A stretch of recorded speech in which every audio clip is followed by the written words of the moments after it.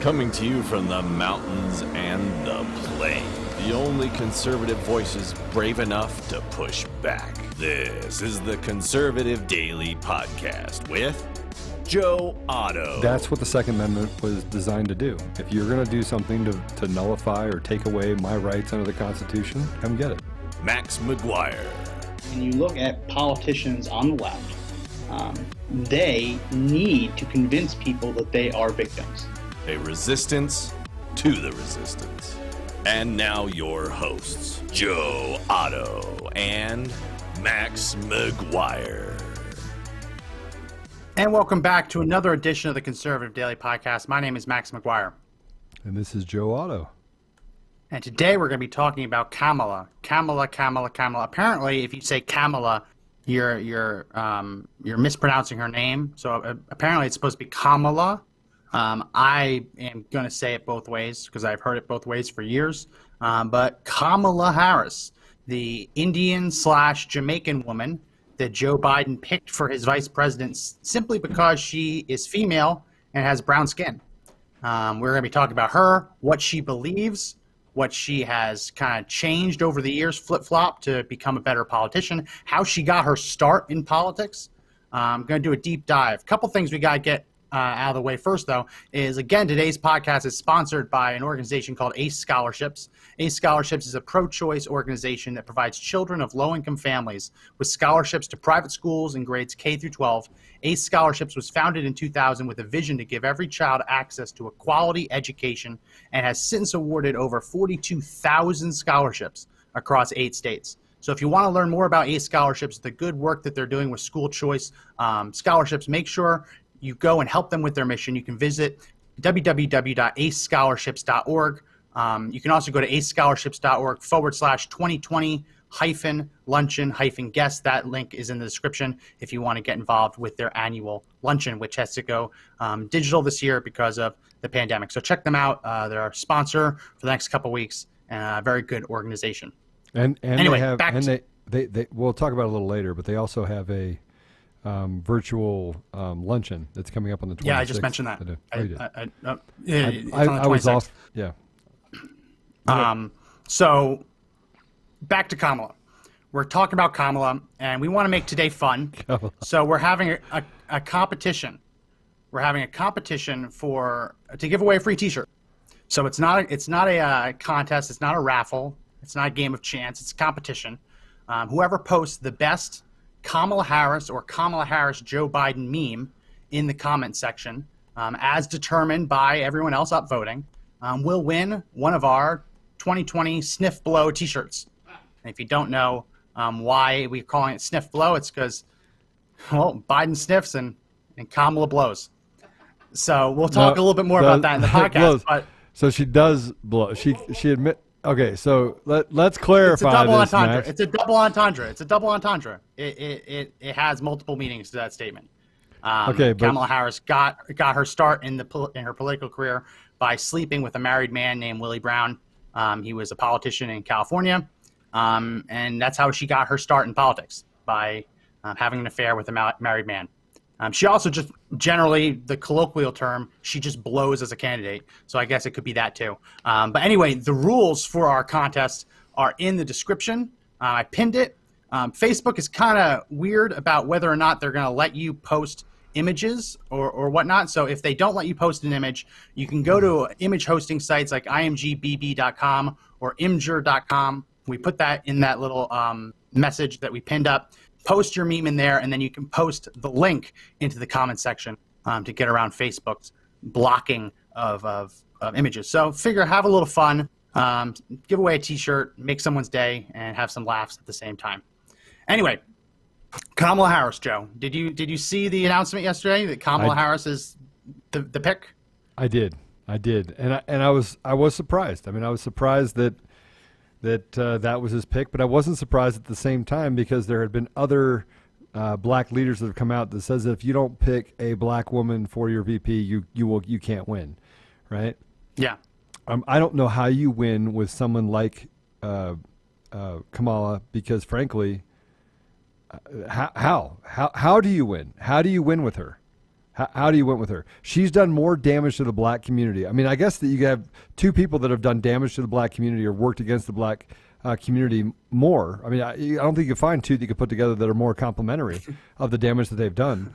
I want to walk through, if I can, just a few of the things that this really awesome person that they picked for VP, and obviously I'm being facetious, has done, right? So we can talk about the Indian community. So I don't know if you know some of the things that she's done in the Indian community to work against the Indian community. Have you heard about that? I know that there have been high-profile Indians and Sikhs who were in trouble with the law, and they kind of got a bad rap, and she didn't come to their defense. That's the only bit I know about that. Yeah, so it actually is more. It's more than that, right? So she's actually worked against. There was working against the Indians that actually had claims or rights to land in California specifically, and she worked against the Indian community and actually fought against it in order to they would not be able to reclaim that land. So in the black community, so Joe Biden authored the 1994 crime bill, which basically decimated the black community, right? She implemented this law in California, and it disproportionately imprisoned black men. She's done more to. So just so you know, under this law, that the crime bill, they forced black women to either pay a $2,500 fine or spend a year in jail. Right, those were their choices. Pay the $2,500, or you have to spend a year in jail. So, and was that part of the? It was a truancy strikes law. Rule. Yeah, it was a truancy law. Okay. Yeah, so that's just the truancy law. So just a truancy law caused women that were already struggling, black women that were already struggling, to then pay. Like they're having trouble now, and so.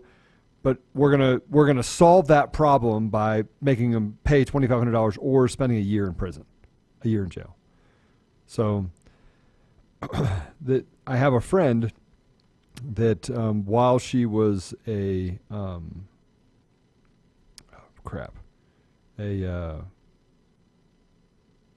prosecutor, that blocked exculpatory evidence, which would have made him serve a 4-year bid, right? 4-year sentence. Right, so this is all information that I'm kind of getting in at the same time.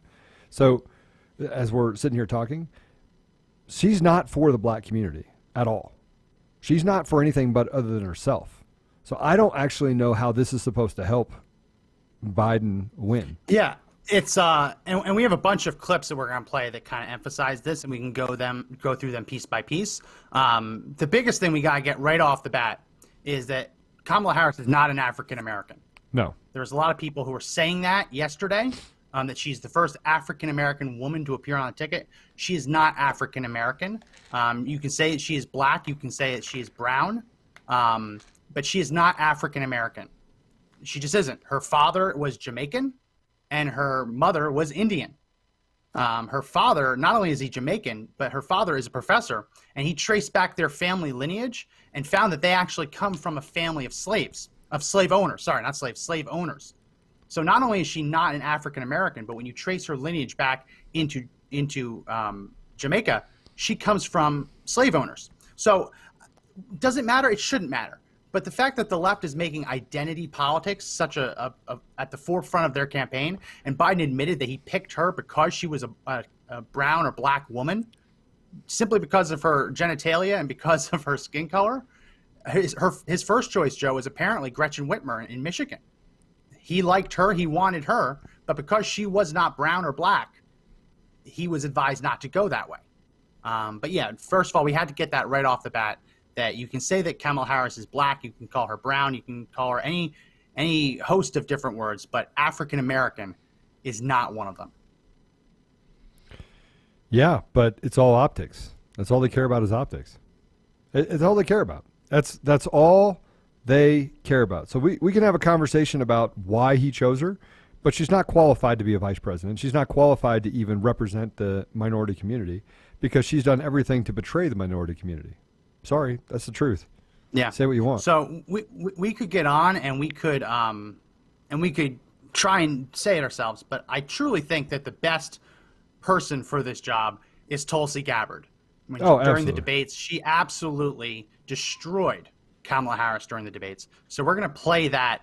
We're going to play that in a second. But just a reminder to everyone, I haven't seen any links to any memes posted yet.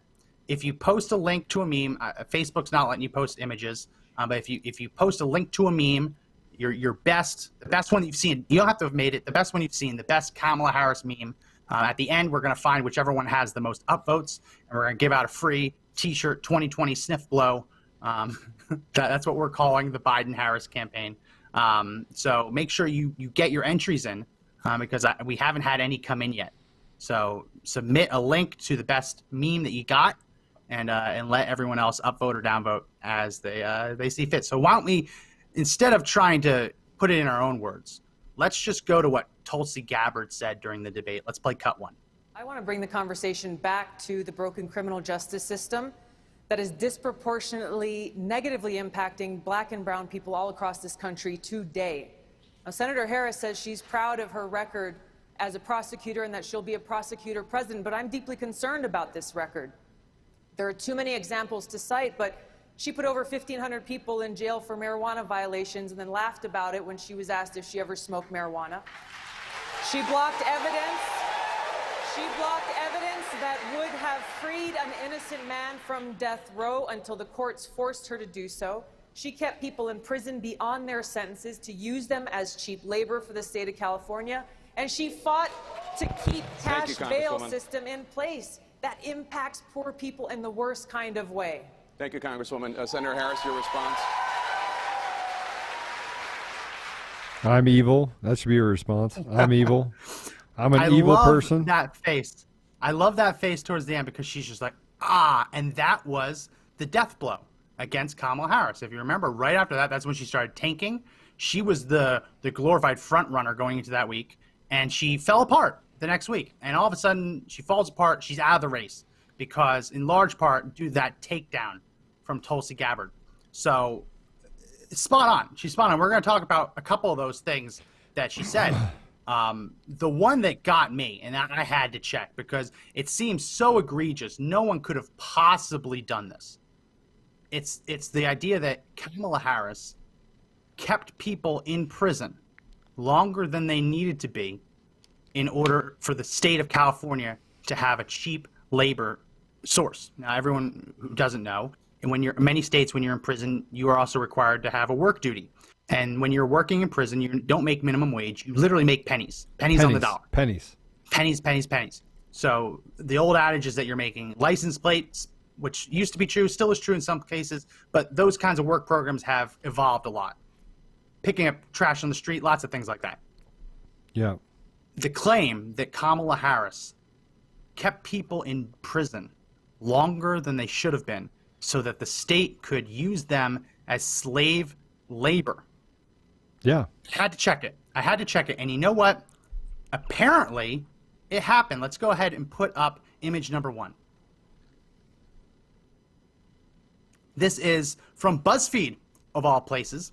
And the headline reads, California AG shocked to learn her office wanted to keep eligible parolees in jail to work. And then the subline is, lawyers for California Attorney General Kamala Harris argued releasing nonviolent inmates early would harm efforts to fight California wildfires. Harris told BuzzFeed News she first heard about this when she read it in the paper. And this is 2014. Now, before we get too far into this, the best way to tell when a Democrat is lying is when they tell you, I didn't know about that. I just read it about it in the paper, right? Obama did this all the time. Clinton did it all the time. When a Democrat in power says, I didn't know that was happening, I just read it in the paper. It's a lie, right? It's a lie. It's a lie. Her office has to run by their arguments through her before they're allowed to just go to court and argue to keep people in prison longer. And her underlings, her little minions in her office, went into court and argued before a judge that they should not release prisoners early because it would hurt the state's ability to do things like fight fires. Apparently, they were putting prisoners out to fight fires. Other things that the state relied on for cheap labor. Let's go ahead and go to image number 2. So can This we talk is the about? funny part. Can we talk about? I want to finish cheap this. labor? I want to finish this. Let's go to image number 2. This is from the article. I will be candid with you, she said, because I saw that article this morning and I was shocked. And I'm looking into it to see if the way it was characterized in the paper is actually how it occurred in court, Harris told BuzzFeed News. I was very troubled by what I read. I just need to find out what we did actually say in court. The Supreme Court found California's prisons were so overcrowded in 2011 that the conditions violated the Constitution, and they were fighting to get prisoners released who were eligible for parole. And here's the last paragraph. Last week, the Los Angeles Times reported that attorneys in Harris's office had unsuccessfully argued in court that the state could not release prisoners it had agreed to release because, quote, if forced to release these inmates early, comma, prisons would lose an important labor pool. Those prisoners, the Times reported, earned wages that ranged from 8 cents to 77 cents per 37 hour. cents per hour. 37 cents. Yeah. 37 cents per hour. So the question, Joe, is not whether Kamala Harris's office argued this in court. The question is whether she knew her direct reports in her name were making this argument. Yeah. And I was actually doing some research while we were sitting here talking, and the average wages for a California inmate at the very high end is $1. So it's actually capped at $1 per hour, and that they receive at a minimum 8 cents per hour. Do you know what firefighters, if they're out there fighting fires, what the inmates actually receive as far as a wage? What do they receive? I mean, and fires it's a dangerous environment, right? Yeah. People die. That they receive 26 cents an hour to fight fires. 26 cents an hour. So barely more than a quarter. This is what I talk about. This is what I talk about. In an 8-hour shift, they're making $1.04. Yeah. So Democrats, by the way, just so you know, Democrats, embrace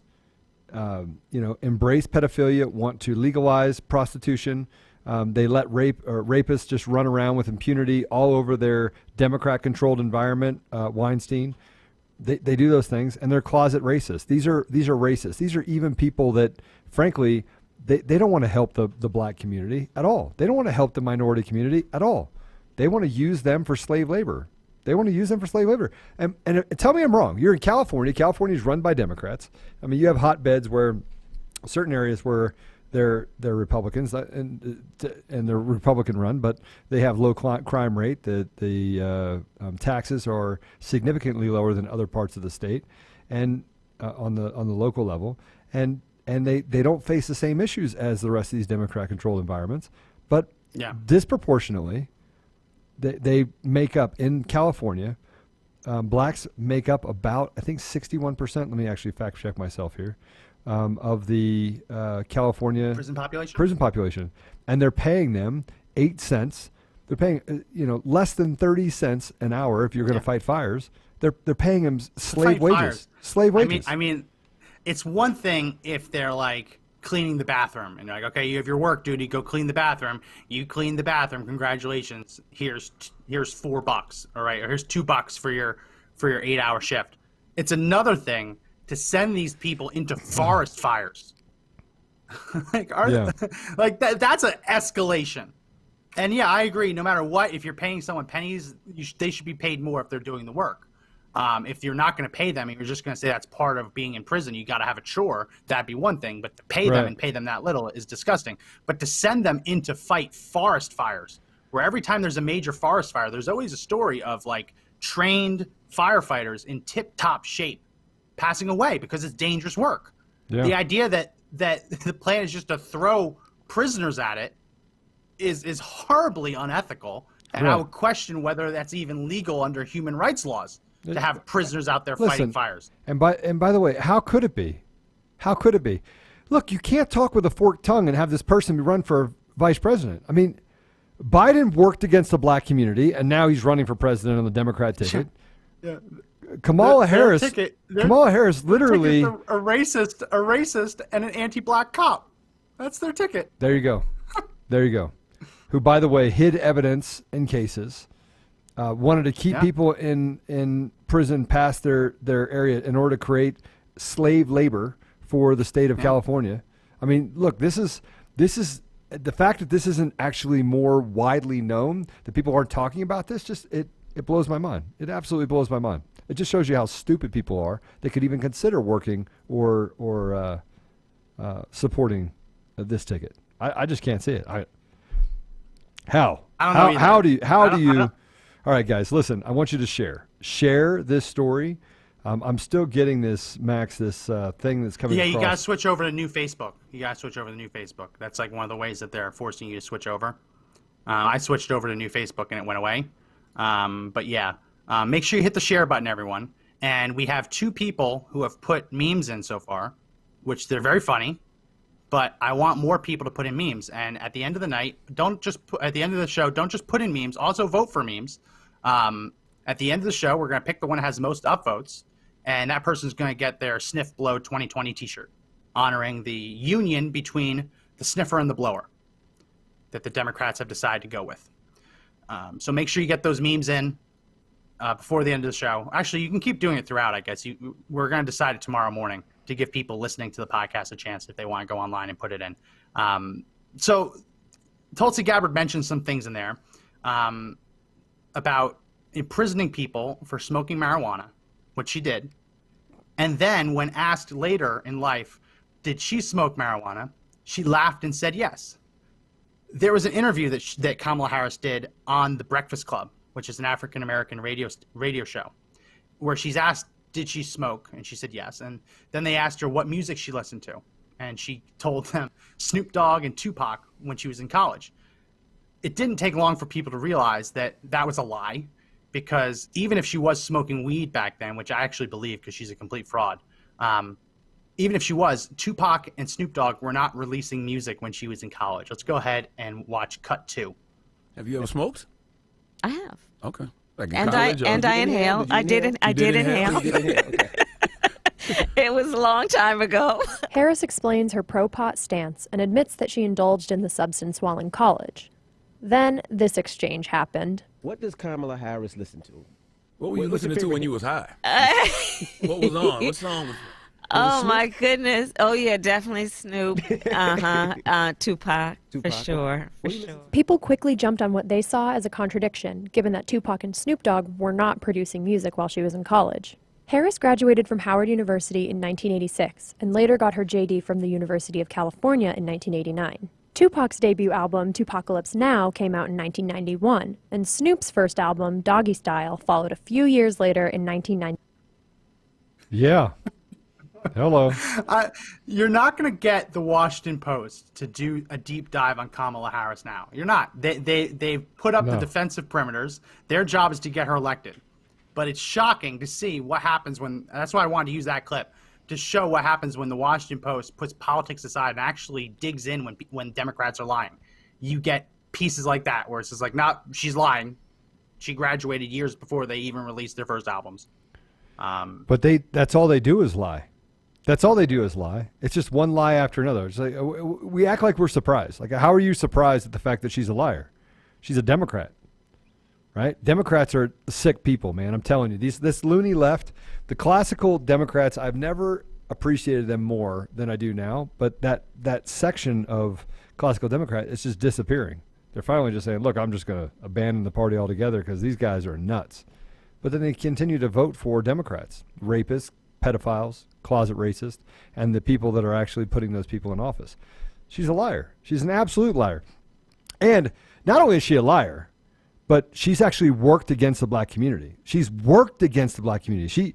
She was a prosecutor. She's on that show talking about, oh yeah, I inhaled. I wonder how many people, if you went back, admitting to a crime. I wonder how many people, if you went back, how many people that she put in jail for the same offense. Oh, tons.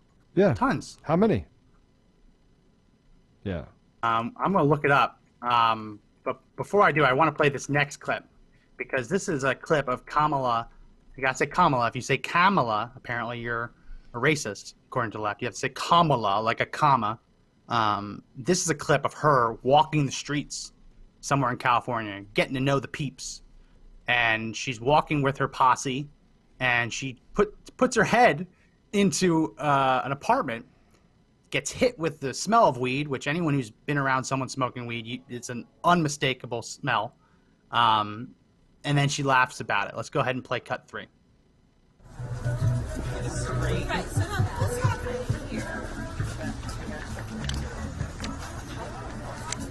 Good vibes. Looks like yoga.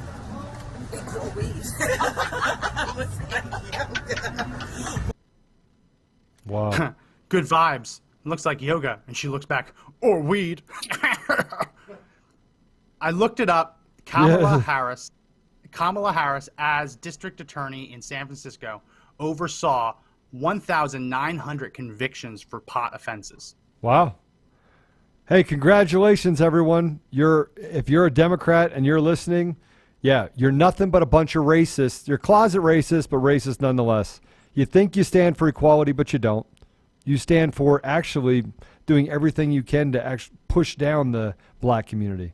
You should be proud of yourselves for voting for people like these. Listen, if you are against marijuana, fine.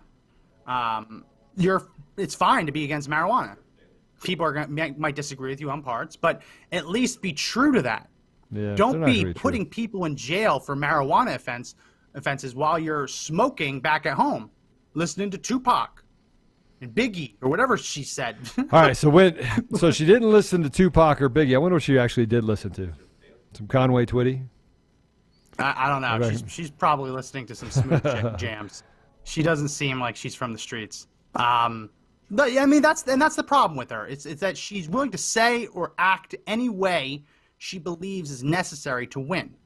And she's someone who's put, as we just said, over 1,900 people behind bars for marijuana offenses, herself laughing about how she used to smoke marijuana to try and get people's votes, not realizing that it makes her a tremendous hypocrite and a fraud.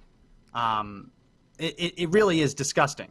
And when you look at the other things, withholding exculpatory information, I don't know what it is about Democrats that they feel it's okay to withhold exculpatory information. Michael Flynn's going through that right now, but it's a trend that we see from high-profile Democrats that whether they meant to or not, exculpatory information, and that's information that if given to the defendant would prove their innocence, just ends up being remarkably withheld from them. Democrats always say, the leftists always say, oh no, we didn't mean to do it. But they always seem to do it nonetheless. That is why she lost the primary. Yeah. Because she got killed by Tulsi Gabbard, because her past when it comes to drug convictions and her hypocrisy came out. And listen, she left the race before anyone really had voted. Like she was gone. One of the first people out. It really is incredible that they went with her, but apparently they see something we're not seeing. I don't know. Well, no, they didn't see anything. The optics. They expect Democrats to be stupid. I mean, I had a conversation a couple days ago with a bunch of. We literally said I was the only guy out there that came out and said, "Well, I'm a conservative." You're a Republican? Sure, I'll be a Republican today. Well, we're all Democrats. Okay, let's have a conversation. And I talked about Joe Biden. He's like, "Oh, it's better than having Trump." And I go, "Okay, tell me what Trump did." Well, he's a rapist. Okay, show me. Show me. Somebody get on their phone and show me the person he raped. Well, there's a court case in New York. There's a court case in New York of a woman who can claim anything, that Trump said he's never even met. That's a court case. Well, no, yeah. The cases that Trump has had brought against him isn't necessarily even that he raped someone. It's that he said, "I didn't do it," and the other people are suing him for defamation. Right. They don't actually have any proof that he did anything. Mm-hmm. They're going after him by saying that he defamed their character by claiming that he didn't rape them, by calling them a liar. Mm-hmm. That's how they've gotten these cases into court. These aren't cold cases where they have evidence bags that they're bringing out and saying, oh, the DNA matches. It's people claiming that Donald Trump lied and called them a liar, which defamed their character. Let's go ahead and play the next clip. This is where we start getting into the actual policy positions of Kamala Harris. She wants to give health care to every single illegal alien, no questions asked. Let's play cut 4. Must be addressed. The bill also says, quote, every individual who is a resident of the United States is entitled to benefits for health care services under this act. Not every individual who's a citizen but every individual who's a resident. So you support giving universal health care, Medicare for all, to people who are in this country illegally? Let me just be very clear about this.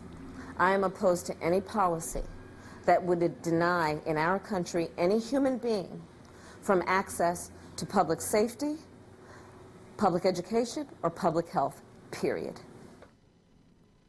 So remember Joe, when Barack Obama was giving his State of the Union, and I forget the congressman's name, but he stood up and he yelled, "You lie." Do you remember why he yelled up and said, you lie? No. Because Barack Obama promised that the Affordable Care Act would not be used to give illegal aliens health care for free. The "you lie" wasn't wrong. It was just a few years early, right? Whatever congressman must have been a time traveler. He just got the year wrong in his DeLorean. This is what Democrats are pushing through. They want to give every illegal alien access to government-subsidized health insurance. Now, let me explain what that means. When the Affordable Care Act passed, you had two sets of people in it. You had the people who had to pay for it, right, who found that, oh my goodness, this is much more expensive than what I used to be paying. And you had the people who had it so heavily subsidized, or even to the point of it being free, who said, this is great. I never could have afforded health care before this. This is great. The only way that the people can get it for free or for heavily subsidized rates is because other people in the middle class who didn't qualify for that many subsidies were paying full price. That is why so many of you have been paying astronomical premiums, because you are paying for the people who can't afford to pay it, but nevertheless qualify to get it for free. Imagine if every illegal alien also gets on your plan. Not your plan, but the company that you pay for insurance with also gets in your pool. So not only will you be paying for Americans who can't afford coverage, which again, you can disagree with, you can say it's altruistic, whatever. All of a sudden, imagine how much you would have to pay if overnight, like that, you're also paying for all of the illegal aliens' healthcare. Think about that. It's not going to get cheaper. Saying that you're just going to give tens of millions of illegal aliens free healthcare doesn't make health insurance cheaper. Even if you go universal Medicare, Medicare for all, you're still paying it with your taxes. It's still coming from somewhere. It's only going to make it more expensive. And what's that going to do, Joe, for the rest of the world that wants to come to the United States? Do you think that's going to increase or decrease illegal immigration if you tell them the minute you step 1 foot onto U.S. soil, we're going to give you free universal health care? Do you think that's going to slow down immigration, or do you think there's going to be a run on the border? No, it's going to be run on the border. Yeah, I mean, the way she's setting it up is like, well, you wouldn't stop them from getting safety services. You wouldn't say police aren't allowed to respond to crimes. You wouldn't say that the firefighters aren't allowed to stop their house from burning down. Sure, but that doesn't mean that we should all be paying for their free health insurance. No, I mean, this is how twisted these people are. But then again, we talked about yesterday how the 2/3 of the stimulus that they put in place, right, went to foreign interest and special interests and entitlements. It didn't go to the American people. See, look, these people on the outside that are coming in here, they don't care about. I mean, Kamala Harris is her whole family used to own slaves. It's not surprising to me that she actually is incarcerating more blacks in California than anyone else. It's not surprising to me that she created something that takes someone that's already in a bad situation, black women in a bad situation, and put them in jail for a year if they can't pay a $2,500 bill. It's not surprising to me. We don't want to make the same mistake that Democrats make, which is assigning the sins of the father to the son. Right. If her ancestor, which I believe I was reading into it, it's her grandfather's grandfather or great-grandfather, either her grandfather's grandfather or her grandfather's great-grandfather owned slaves. I don't want to assign his sins to her. It's not fair. Just like it's not fair to tell every white person in America you have to pay reparations, even though they've never owned slaves, and many of them can't even trace their lineage back to anyone who owned slaves. I don't want to do that. But it is remarkable that the first person that we can actually identify as like descendant of slaveholders, like in the modern 21st century, to run for president, to run for public office, she also just so happens to be the #1 incarcerator of blacks in California. I mean, it's a remarkable coincidence. Well, we're going to take a real quick break because we're going to hear from our sponsor, ACE Scholarships. So we'll be right back on the other side of this break. Don't go anywhere. Last night, I had a dream. Shook me to the core. Opened my eyes, and nothing was like before. Graduation, prom, hanging with my besties. Those safe faces, safe places, rooms where you would test me. 2 square meals a day, gone.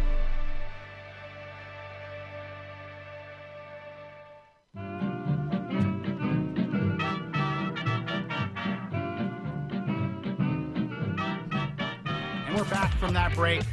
Our sponsor, ACE Scholarships. Visit acescholarships.org and help learn about how you can help their school choice mission to give scholarships to underprivileged and low-income kids who want to get out of public schools and into charter or private schools. Visit acescholarships.org and learn how you can help out. So we're going through the different Kamala. Can't say I'm so used to saying Kamala Harris. Can't do that. Makes you racist. Kamala Harris, the Indian Jamaican, now on the ticket, not African American, Indian Nope. Jamaican. I was having an argument with someone yesterday, Joe, who was saying she's African American, and like, well, I'm like, no, she's from Jamaica. Her family's from Jamaica. I said, well, where do you think the blacks came from in Jamaica? And I was like, okay, go up to a Jamaican person and call them an African and see how that works for you. But then sure enough, her father's side, descendant from slave owners, not slaves. Very interesting dynamic, but now you're hearing the other line that, oh, well, if she's not the first African American, she's definitely black, but she's also the first Asian American because she apparently is Indian, even though the only time she's ever actually identified as Indian was when she was sworn in as a senator. And since then, she's been, I don't know, Black Kamala. I don't get it. I don't like identity politics. I don't get it. I don't like people who switch their identities whenever it best suits them. But that's the reality we live in. But beyond that, we got to get down deeper into what Kamala says she wants to do. Let's play a clip of her promising to enact gun control if she was ever to become president. Let's go to cut 5. I will give the United States Congress 100 days to pull their act together, bring all these good ideas together, and put a bill on my desk for signature. And if they do not, I will take executive action, and I will put in place the most comprehensive background check policy we've had. I will require the ATF to take the licenses of gun dealers who violate the law, and I will ban by executive order the importation of assault weapons. Because I'm going to tell you, as a prosecutor, I have seen more autopsy photographs than I care to tell you. I have hugged more mothers who are the mothers of homicide victims, and I have attended more police officer funerals. It is enough. It is enough. There have been plenty of good ideas from members of the United States Congress. There's been no action. As president, I will take action. Mayor Buttigieg, I want to bring you in on this. Yeah, good luck with that. This is what gets me. You know that she isn't really anti-cop because she's on the Democrat ticket in a year where cops are being vilified, where defund the police is the leading charge, right? This is what gets me. How does that Kamala play in the general election? I mean, so much has changed since she was on stage. Multiple personalities. Yeah. There's multiple personalities. Just, say whatever. Just, look, there's no common sense in anything that this woman says. But, try to make sense.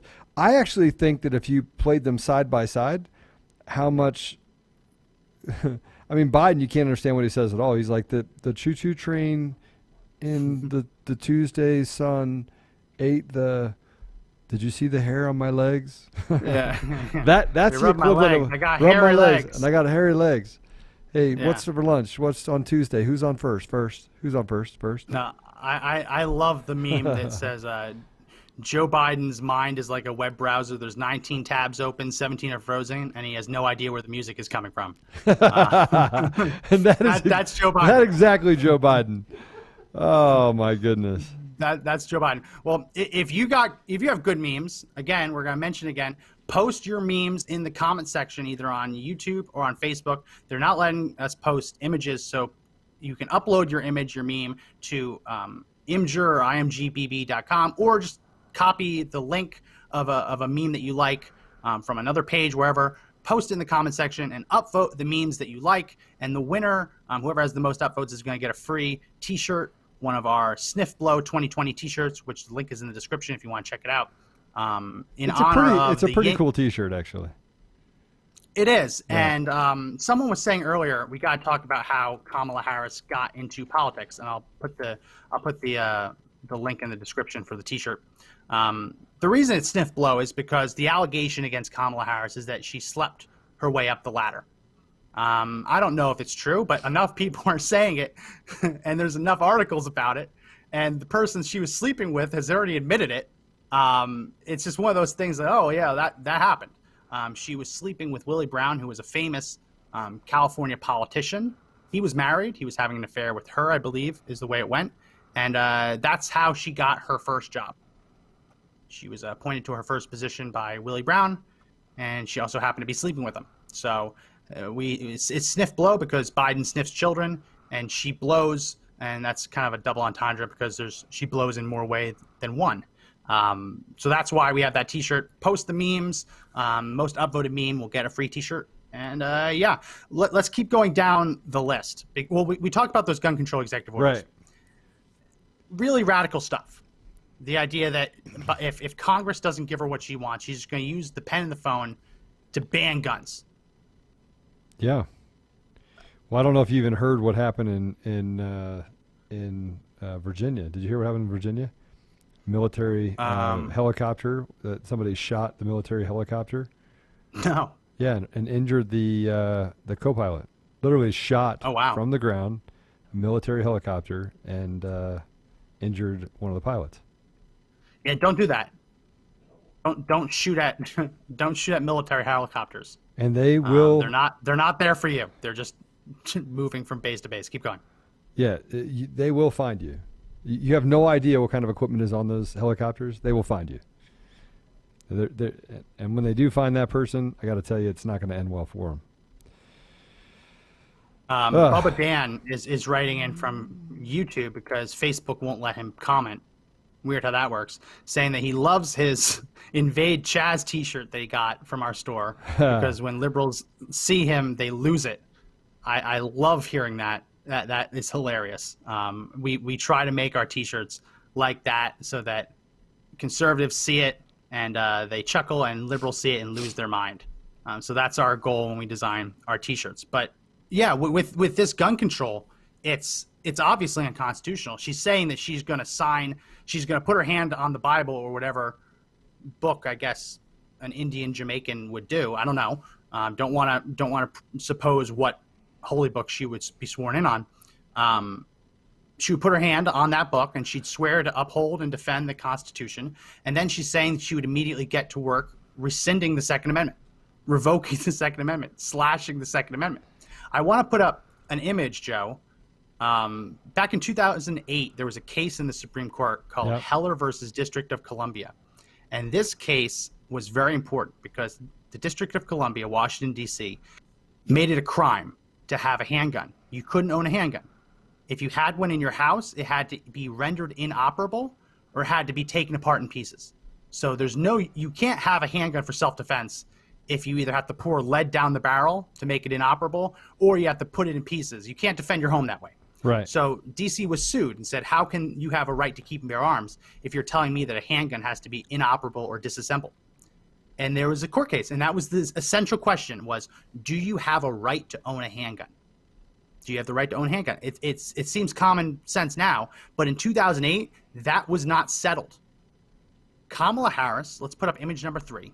Kamala Harris was the Attorney General of California at the time, and I highlighted her name in yellow. You can see it.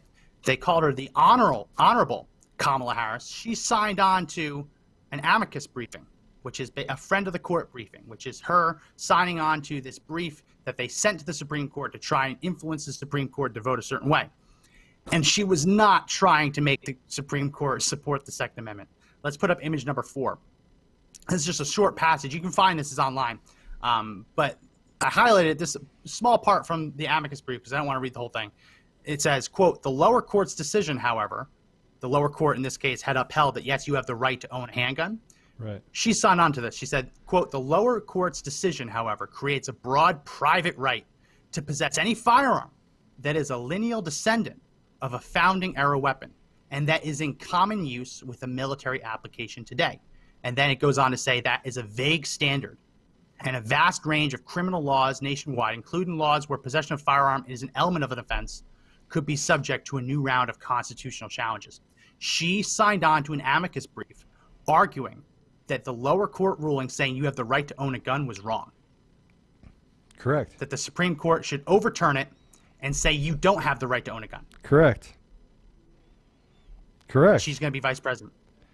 Oh, she's vice going to be president president. to an old man who's losing so his mind. I'm going to say if Biden wins, which again, do not sleep on the Democrats because they're trying to make everything go to, I don't know if you've been paying any attention to this, but they want to make it so that you vote by mail, which means we're going to have voter fraud. So they're basically attacking every different area of ways that they can try to win. Look, I meet Democrats every day or liberals every day that are like, I can't vote for Biden. I can't. I'd rather have. I know what I have with Trump for the last 4 years. I'd rather have that for the next 4 years than anything closely resembling someone who plays with Legos. Eats the Legos. You don't even know if he plays. He probably eats them. Takes his teeth out, eats a little Lego here and there, and then Kamala, okay, I'm not going to say it. I was going to say something very mean, over half. This was a poll that came out. When does this came out? It came out on the 11th, so yesterday. Yeah. By Rasmussen, more than half, 59% of likely voters thought it was probable that Biden's running mate, at that time the poll didn't know who it was, Biden's running mate would have to become president during his first term because he would no longer be president. Right. Either he would die or he would resign. He would die. 59% of likely voters. He would die choking on Legos. Choking on Legos. No, we don't want him to die. I don't want anyone to die. I just don't want them to force. All right, I'm just listen. You guys can't talk about probabilities of things happening, and I'm going to tell you how it's going to happen. We go to Vegas. We're going to have a bet that he chokes on Legos, right? Or it won't be Legos. It'll be Hot Wheels cars, right? 39% of the vote of the poll said it was very likely that Biden would not finish his first term. Right. Divided up by party, 49% of Democrats believe that Biden's VP choice would end up having to take over the job in the first term. So Democrats don't even think that Biden's going to be able to finish a 4-year term. Biden would be, 82 going into his second term? If he actually was to win, be the oldest person ever to take office for a first term. Oh, hey, listen. He'd be older. Frank said, stop for a minute. Stop. Yeah. You guys are a bunch of low-class liars. We got that from Frank Harper. Hey, Frank, deal with the fact that you're a moron. You have no idea what you're talking about. You have your PhD. Hold on. He's got his PhD from Columbia, Commonwealth. Yeah, you also have a guy that actually is a Columbia guy. His name is Jeffrey Sachs, right?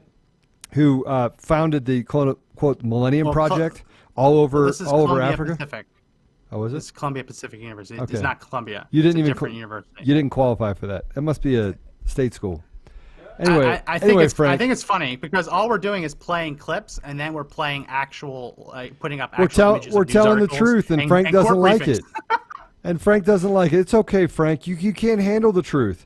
You need to crawl back in your little corner, put your 2 helmets on, bubble wrap yourself, right, and just nod back and forth, right, with your TDS. Just sit over there and have your TDS. Just hang out a little bit, right? Or you can actually maybe listen, and you might learn something.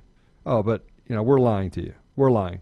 We're using her own words, and we're manipulating it at some point. All we're doing is playing clips of Kamala Harris saying things, and then putting up images of news articles and court briefs where she's saying the same thing, just in case you think we've deep-faked this. No, we don't have enough time to make up things that Kamala Harris has said. Trust me, we don't need to. She's said enough of it. Gun control, it's abysmal. This is a woman who argued in a brief to the Supreme Court, that you should not have the right to own a firearm. And she doesn't just want to be vice president, she's being groomed to be president. I think it's entirely likely that Joe Biden takes the oath of office, if he was to win, immediately resigns. He's already said he's a caretaker, placeholder president. Does anyone actually think that Kamala Harris and Joe Biden in the same room arguing that Joe Biden wins the day on that? She completely emasculated him on stage during the debates. He looked like a sad puppy. Just because she was bringing up things he said in the 70s. Does anyone seriously think that he's going to be able to control her and that she won't win the day? Of course not. We got to also talk, Joe, about her position on abortion. As Attorney General of California, she went after pro-life journalists who were looking into Planned Parenthood and Planned Parenthood's practice of selling the body parts of aborted children. She went after the people who were using the hidden camera footage to reveal what was going on inside Planned Parenthood. She actually went after them. She charged them with felonies, confiscated all their footage. We have a clip. We're not going to play the whole thing. We have a clip of one of those journalists talking about what she put him through. Let's go ahead and play cut 6. Well, when Kamala Harris had the Planned Parenthood case, which was the investigation of me brought before her as Attorney General, while she was running for U.S. Senate, while Planned Parenthood in California was contributing to her political campaign and she was fundraising for them, fundraising off of her goodwill with Planned Parenthood for her senatorial campaign, did she recuse herself from the Planned Parenthood investigation? No, she didn't. In fact, she didn't even set up, they sometimes talk about having a wall of separation in the prosecutor's office in order to make sure that there's no improper crossover. Not only did she not recuse, did she not set up a wall of separation, she consciously and willfully involved herself directly and personally in the Planned Parenthood case. She had an in-person meeting with 6 Planned Parenthood executives from California in Los Angeles 2 weeks before the raid on my apartment. We have the action item notes and the email from her assistant from that meeting. Wow. They show that among the Planned Parenthood folks present, 2 of them were witnesses in the criminal investigation that Kamala Harris's office was orchestrating against me and Sandra. And they show that the agenda items that Kamala Harris discussed with those Planned Parenthood witnesses and representatives at that meeting included both Planned Parenthood's political agenda in California and issues in the criminal investigation. So there was a direct... This is how dirty she is, just so you know. She's just dirty. She's dirty. Margaret Sanger, by the way, was a racist that wanted to destroy the black community. Yep. Right? And I'm gonna tell you about a study in 2012 found that 79% of Planned Parenthood's surgical abortion facilities are located within walking distance of minority communities. Yeah. Right? But at the time of this study in 2019, right, the full study that was done, they're estimating that 44 million abortions have taken place since 1973 Roe versus Wade, right? Ready for this? 21 million of those were black babies that were aborted. 21 million. So African Americans, blacks, represent about 13% of the population in the U.S., right? It's actually a little less than that now. It's about 12.2%. Yet nearly 50%, right? So 48 or 47% of the number of abortions were done on black babies since 1973. And we don't want to talk about the attack on the black community, but we elect people like this who are working. They're doing the devil's work for them, right? Yeah. By claiming that they're the wolf in sheep's clothing. She is the equivalent of the wolf in sheep's clothing. She is the person that literally out of one side of her mouth saying, I'm going to stand up, look at me, I'm a person of color, while she's incarcerating black men. She's incarcerating black women for crimes urging black women to kill their babies. Yeah, and then selling off baby parts, right? I mean, it's disgusting to actually say that you are someone that someone should look up to when you constantly do this thing that's selfish. Like you're just self-centered. Everything that you do is for yourself. It's not for the people around you. It's not, creating some sort of a mechanism for justice, a mechanism for, protecting or giving opportunity to the minority communities. Nope. We don't do that. We're going to promote abortions in the black community. We're going to promote mass incarcerations and within our state, and then you expect her going to do something different when she gets in office. It's like expecting that President Obama was going to do anything for the black community. He did nothing for the black community. Let's talk about this He statistic. did more for illegals than he did for anyone in the black community. End stop. Just so we're clear. Let's talk about this statistic. I brought it up on the podcast before, but I think it really hammers the issue home.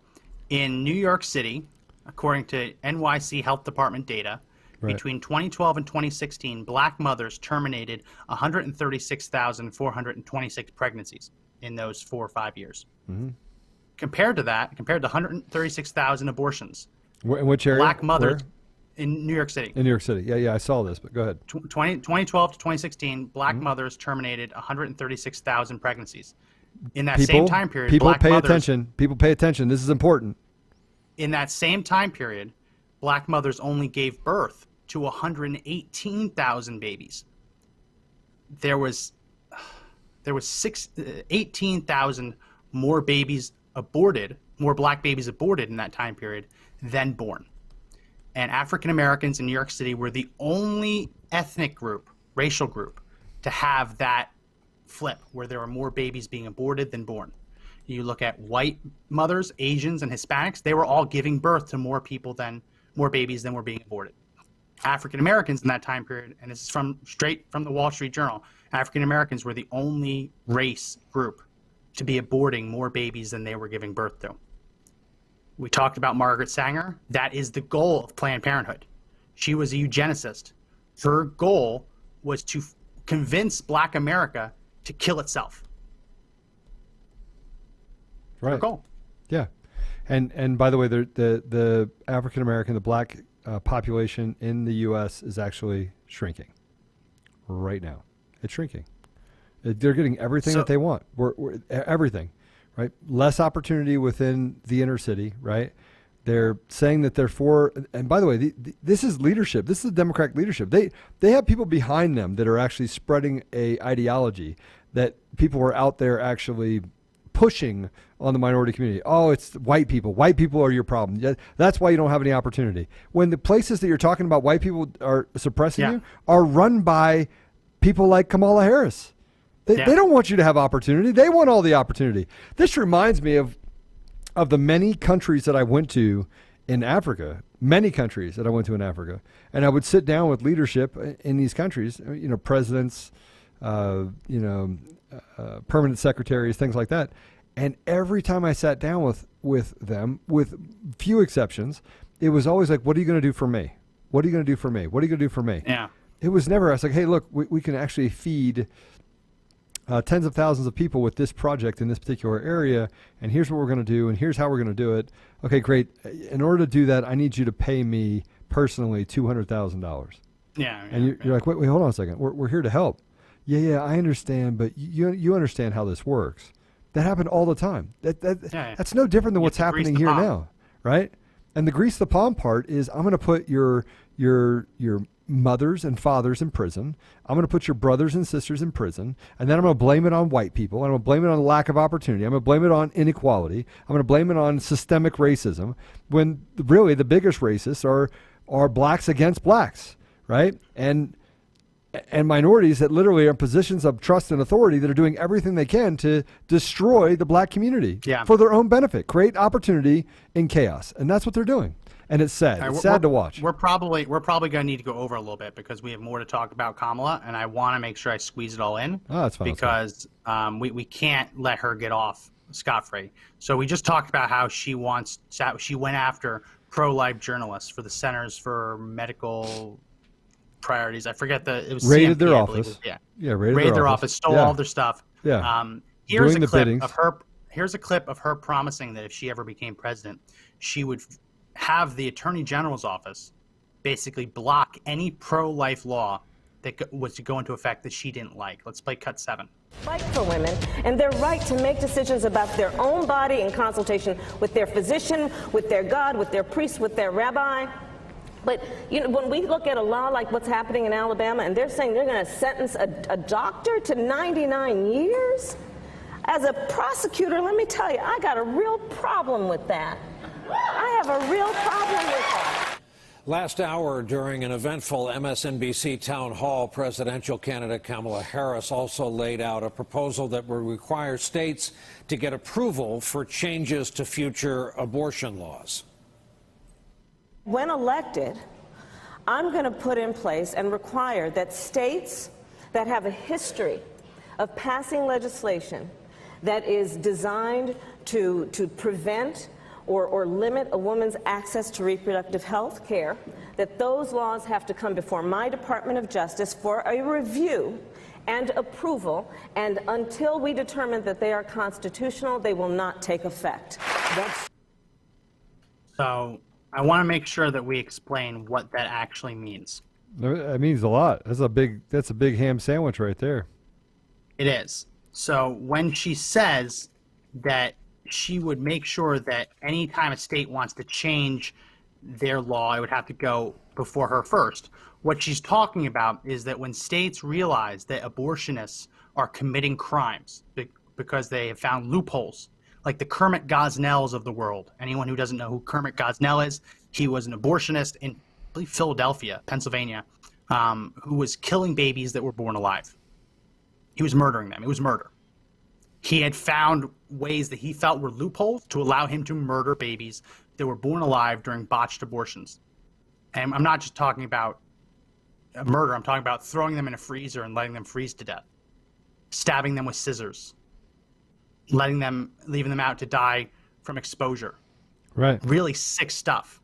Yeah. What she's talking about is that when states identify how the abortionists that she supports are breaking the law and finding loopholes to allow them to kill unborn or newly born babies, she would not allow those laws to go into effect unless she determined that they did not violate the rights of the women giving birth. Yep.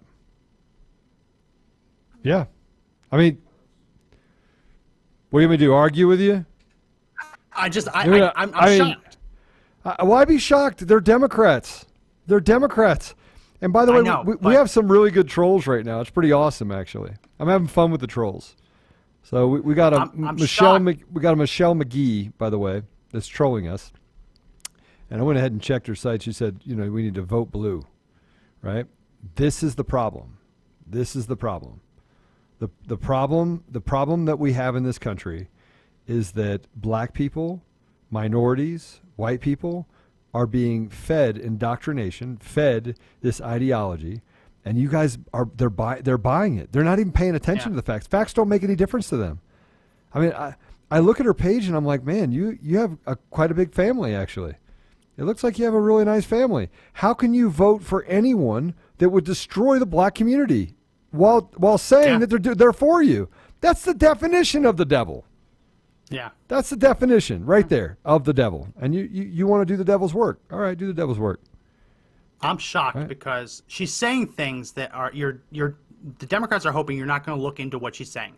When she says, I am going to make sure that no anti-abortion law goes into effect unless it has my approval. First of all, that goes against federalism completely. The idea that states can set their own laws as long as they don't violate people's rights. It's a violation of our Constitution, of the 10th Amendment. But she doesn't want you to actually learn what that means.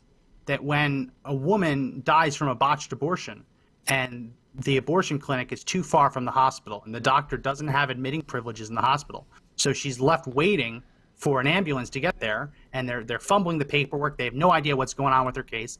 When a state, like we've seen in Texas or Mississippi or Alabama, tries to pass a law that says if you're going to have an abortion, it has to be within a certain amount of miles from a hospital, and the doctor doing it has to have admitting privileges at the hospital so that women don't die or suffer complications because of the handoff between doctor to doctor. You look at that, it makes sense. She doesn't want that to even be debatable. She doesn't even want you to be able to consider that because that's anti-choice. It's anti-women's rights. Right. When the law is literally designed to help save women's lives during botched abortions. Which, yes, there have been cases where women have hemorrhaged during abortions, and they had a hard time getting them to the hospital. I mean, a lot of times what you see in these bills is saying, okay, a woman hemorrhaged in this abortion clinic. Your hallways aren't long enough to get a medical gurney from the room to the ambulance in the parking lot. You need to widen your hallways so that they are a certain amount of inches wide so that a medical gurney can get through. because you almost just killed someone because she couldn't get out of your building when she's hemorrhaging. Democrats say it's a violation of women's rights, when the goal is literally to save women, because the left says, oh, you're going to force all the abortion clinics to remodel. Well, yeah, if your hallway isn't long enough and you're in the business of killing people, which let's call a spade a spade. Abortion clinics are in the business of killing people. They just don't consider them to be people yet. Right. When you're in the business of killing people, yes, you should have to have hallways that are wide enough for a medical gurney to come through in case someone is dying and needs to get medical attention. But they say, nope, anti-women. That's the kind of stuff she's talking about. It really is disgusting. We have a couple more that we need to go through before we wrap up. We're going to go to this one because this was possibly one of the more comical ones. Kamala Harris was one of the first people that came out in support of Jussie Smollett, the actor from Empire, who had to stage his own hate crime against him because that's how few hate crimes are happening in America. It's amazing that we're told this country's so racist, but every time there's a high-profile hate crime, they all end up being staged. Yeah. Because apparently they can't find actual racists to attack them. Jussie Smollett paid 2 Nigerian friends, not even white people. He paid people that were blacker than black. Like they are black as night. No comparison. They're not even close to being white. He paid them to stage the hate crime. And Kamala Harris is one of the first people that came out and said, I support Jussie Smollett. He's a victim. After the truth came out, Joe, she was so committed to the false narrative. Even after the truth came out, she refused to admit that she had made a mistake. Let's play cut 9. Which tweet? What tweet? About saying that it is a modern day lynching that. Sorry. Yes, Jussie Smollett. Okay, so I will say this about that case. I think that the facts are still unfolding, and I'm very concerned about, obviously. What are your thoughts on the tweet? And she's like, well, the facts are still unfolding. No, at that point, we already knew it was staged. We already knew it was staged. We already knew it was staged. She couldn't even say, I got it wrong. I got it wrong. I perpetuated a false rape hoax. I got it wrong. She couldn't say it. No, she couldn't say it. Why would she say it? Why? And by the way, Well, if there's so much racism going on in this country, if there's so much racism, why do you have to pay someone to do it? Just walk the streets for a little longer, right? Yeah. I mean, come on. It's everywhere. It's behind every corner. It's like a boogeyman, right? Everyone's a racist. Everyone's bad. If you're white, you're bad. Bad, bad, bad. White shaming, white shaming, white shaming, white privilege, white privilege, white privilege. Come on. Look, this is taking both sides, right? Number one, racism does exist. But racism does exist. But it's not as widespread as you would like to believe. I believe it's less than 1%. 1%, less than 1%. I believe most people in this country are not racist. I believe that. And it's certainly not so racist that in the middle of a deep freeze in Chicago at 2 or 3 a.m., when it's like -10, -20 outside, we're not so racist that white people in MAGA hats would say, this is MAGA country, throw bleach on a black man, and put a noose around his neck. That's what Jussie Smollett claimed. Yeah. And it was all on the way to his Subway restaurant to get a sub sandwich in -10, -20 degrees, middle of the night. Didn't explain how Subway was open after midnight. Never really got around to that one. None of it makes sense. None of it made sense. And yet she was so dedicated to the false race hoax narrative, right? She's so committed to it. She couldn't just say, yeah, you know what? I got that one wrong. Maybe we all shouldn't come out and defend someone who just made that up. I'm glad that it's false because that means we don't have people committing these horrible crimes. But she can't say that because she wanted it to be true. So many people wanted that race hoax to be true because it would fit their narrative that we're a racist country. Yeah, well, I mean, they don't want. This has nothing to do with racism. This has to do with actually muling this ideology along. Muling the ideology along and just using it as chaos to create opportunity for themselves for this Marxist and socialist agenda. If you can't see it, I can't help you, right? It's Russian hoax, impeachment over what is it called? Ukraine phone call. So you have Vice President Biden that basically does hold hostage. Exactly what they accused Ukraine. Trump of. Yeah. So Trump says we should probably look into it. The second he says we should probably look into it, or hey, you should look into this, all of a sudden they want to attack Trump as if Trump did something wrong. The amount of stupidity in the Democrat side is absolutely mind-blowing. Democrats are just stupid. They're just stupid. They keep voting for these people. Oh, That's how crazy this year's been. That was this year. It feels like it was years ago. But Max, what about the lack of intelligence? Just give me something Give me someone that's intelligent on the Democrat side. Gabby was at least the most intelligent. Right? Yeah. Tulsi Gabbard. Tulsi Gabbard. Sorry, Tulsi Gabbard. Yeah. Was the most intelligent. She was. I forget who it was, one of the commentators on Fox News said he's actually thankful that Biden picked Kamala Harris because he was one or two anti-black gaffes away from him being forced to put Maxine Waters on the ticket. Can you imagine putting Maxine Waters? I thought that was funny. Who's third in if he command? Had made one or two more gaffes, he would have had to put Maxine on. Then we'd have to go to the third person because neither one of them would make it through office. Which would be Nancy Pelosi. Oh my gosh. If she retains speakership, yeah. Well, Crazy. I think we're going to have a red wave. I think the Democrats are waking up. The stupid ones will never wake up. So I'm just not. I've given up on those people, right? The apologists, the people that want to just destroy their own community while blaming it on white people and this, oppression from conservatives in environments. Which, by the way, there's no conservatives. That they're literally destroying their community. Destroying. Go to Detroit. Go to Detroit for 5 minutes and tell me how many conservatives you see. None. Yeah. None. And it's destroyed. And if you do see them, they're hiding. They're being quiet. Right. Because they do exist. They're just very quiet. They know that they're going to get punched or shot, like that poor man in what was it, Wisconsin? Black Trump supporter was assassinated on the side of the street. It's ridiculous. Absolutely ridiculous. Well, so in today's episode, we're not going to be able to get through everything Kamala Harris has ever done or said. We're going to have to do another episode on this. But on this episode, we've talked about how Kamala Harris has deliberately kept black men in prison so that the state can use their cheap labor, which, as Joe mentioned, was less than 30 cents an hour, 26 cents an hour. They were paying inmates, many of them black, to go fight forest fires. She didn't want them to be released on parole, as they were allowed to do, as they had agreed to do, because she didn't want to deprive the state of their slave labor source. Slave labor. Yeah. Right? We talked about that.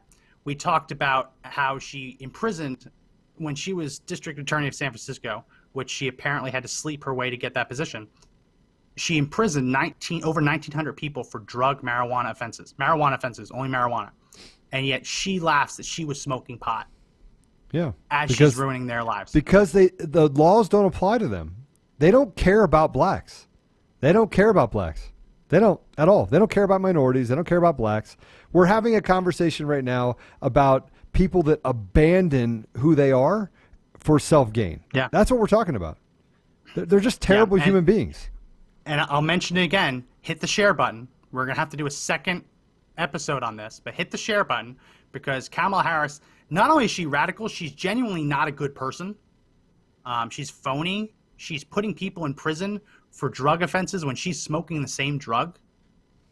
A phony, bad person. So hit the share button. People need to see what Joe Biden just did, who he just named as his VP. We're going to have to do another episode. We don't have enough time to get through everything. So we talked about the drugs, the prison labor, how she wants to give health care to all illegal aliens, so you have to pay for that. How on day one she wants to start signing gun control executive orders to ban what she calls assault weapons, which you actually look, the definition of assault weapon has gotten stricter and stricter over the years. And Joe, as we've talked about, the gun that I have on my nightstand, in a little safe next to my nightstand, is categorized as an assault weapon, even though it's a handgun. So she wants to do that. She wants to go after pro-life reporters, wants to prop up Planned Parenthood, wants to stop states from enacting laws to protect women from the horrible abortionists, wants to keep the Jussie Smollett race hoax going.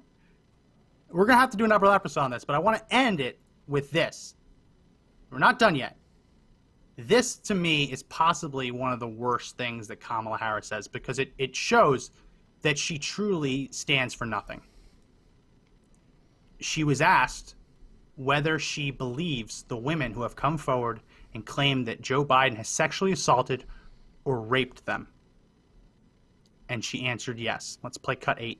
I believe them, and I respect them being able to tell their story and having the courage to do it. Do you believe that the vice president should enter this race? Oh, he's going to have to make that decision for himself. I wouldn't tell him what to do. Wow. How do you become the vice president to a man where you say you believe the woman who claimed that he raped or sexually assaulted them? You can't. What do you stand for? How can you do that? You can't. How can you do it? I mean, does anyone seriously take anything she says seriously anymore? And she was asked that before Joe Biden got into the race, before even the worst of the allegations against Joe had come to light. She is asked, what do you say to the women accusing the former vice president of sexually assaulting and or raping them? And she says, I believe them. How scummy of a person, how scummy does someone have to be to on one side of their mouth say, I believe the victims who say they were raped or sexually assaulted, and on the other side of the mouth, go to work for the man who did the raping and the sexually assaulting? How scummy does someone have to be? Not very scummy. Because they can't both be true. Yeah, and she's running as a running mate. I don't get it. I mean, just no integrity. And that's the problem with the Democrats. They don't have any integrity. Democratic leadership has no integrity. They don't know how to tell the truth. Yeah, it's terrible. It's terrible. And yeah, there's so much to talk about. I don't even know how his people that are advising him said this is the person you should actually choose to be a running mate. Yeah, it's yeah. Joe Biden wanted Gretchen Whitmer, but he wasn't allowed to pick her. And then she's the governor of Michigan who went so out of control that right now, Joe, do you know in Michigan there is a quarantine order in effect that if you have come into contact with anyone with a cough, a headache, or diarrhea, you're required to quarantine for 14 days? Yeah, nothing surprising. That's their coronavirus order. If you come into contact with someone who has a headache, has a cough, or has indigestion, 14 days, no one outside. You're allowed to go shop. Earlier in the year, they had this order. You're allowed to go shop in Michigan. But if you wanted to buy garden seeds, big caution tape around it. You wanted to buy an American flag, big caution tape, because she put orders into effect saying you could only buy certain things. Yeah. And creating a garden apparently wouldn't help feed your family. Interestingly enough. No, Joe Biden couldn't pick her because she was too white. No, actually, just because she was white. Yeah. He wasn't. He was stopped from picking but the person he felt was most qualified. But she most qualified to continue the Marxist socialist agenda.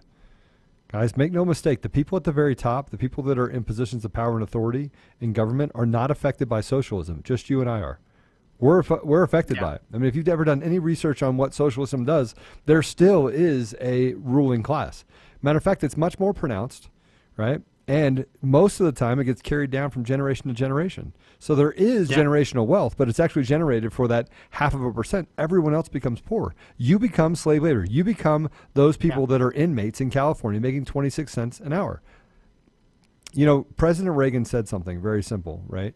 And he said, people in South America, people in Cuba, right? People in Cuba fled socialism, fled communism to come to the United States. Yeah. Where will we go?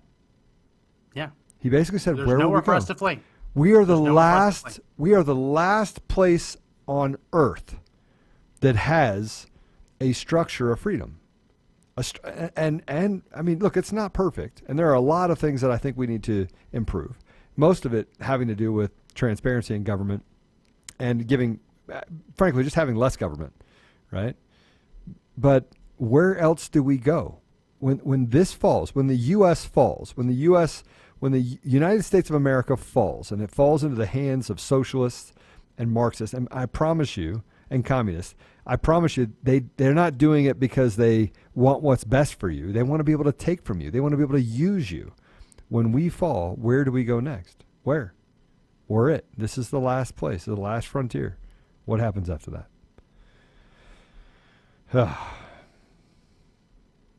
Sorry, we just had someone comment that they're in Michigan, and they're saying that we didn't accurately depict the order. So I just posted the executive order, the link to it, where it says that if you are in contact with someone who has a headache, who has a cough, or has diarrhea, you're expected to quarantine for 14 days. That was an executive order that she signed. Yeah. Now, whether or not it's being fully enforced, who knows? But Gretchen Whitmer has a little taste of the power, and that's an executive order that came across her desk, and she signed.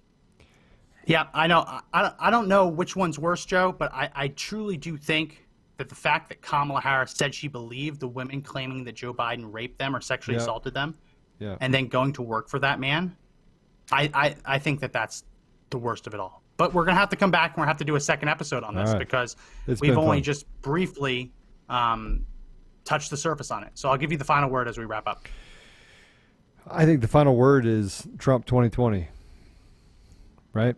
Yeah. If you're a Democrat listening, Trump 2020. You cannot win if you are a minority in this country and you vote for Biden and Harris.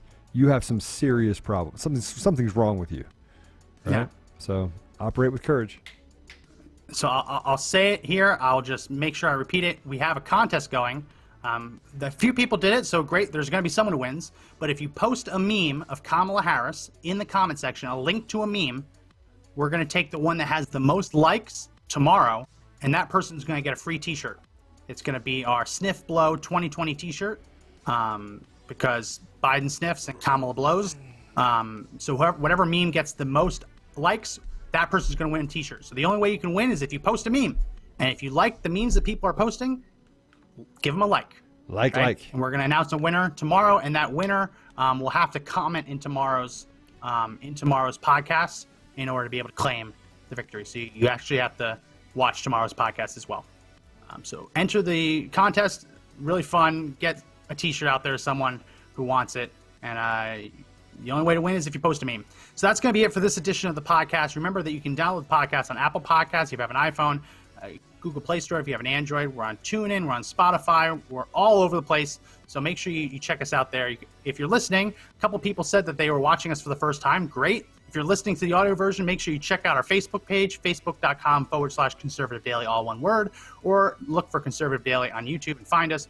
We live stream there. So when you hear what you hear in the audio, we actually are playing videos. So check us out on the live stream. We're also on Parler @Conservative Daily, all one word. Follow us and we'll be happy to follow you back. I think I hit it all. So again, my name is Max McGuire. And this is Joe Otto. And remember that the fight to take back our country is not over, but the only way we win is if we stand and fight together.